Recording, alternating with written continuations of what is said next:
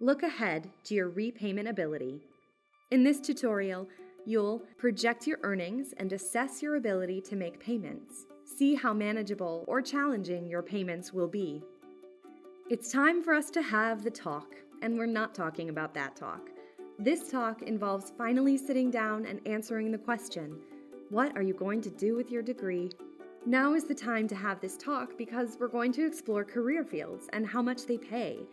Future salary is definitely not the most important aspect of your career, but you'll want to make sure you can repay your student loans with your future income. Earlier, we estimated your future monthly student loan payment. Depending on what repayment estimator you used, you may have even explored federal repayment options. Step 2 involves estimating your future income and future expenses.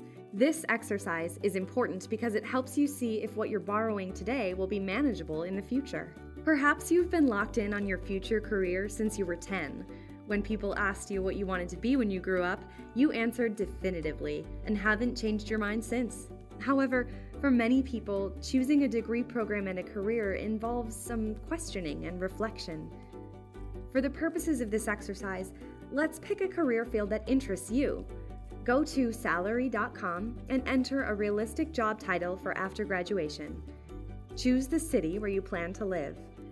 Their database may ask you to refine your search. This will help you further narrow your career field. The end result will be a salary range for your future job. For this exercise, remember that we want to gauge your income for the first years after college, so that may mean an entry-level job and being below median salary at the start of your career.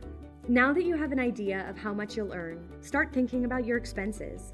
Start with the fact that taxes, health and dental premiums, and a contribution to your retirement fund could end up eating 1/3 of your income or more. Then you'll need to pay for housing, transportation, work clothing, utilities, and groceries from that income before you even consider non-essentials. Where do your student loans fit? Student loan payments are considered manageable if they consume 10% or less of your income. They're considered challenging if they take up 10 to 18% of your income, and they're complex if they are 18% or more of your gross income. So if you think your 10-year standard repayment will be $300, you'll need to earn an income of $36,000 per year to make that payment manageable. You now have the two elements you need to gauge your debt: the amount you plan to borrow and your planned future income. Concerned that repayment may be challenging? Here are some things you control to help make repayment more manageable. Consider switching to a career field where incomes are greater.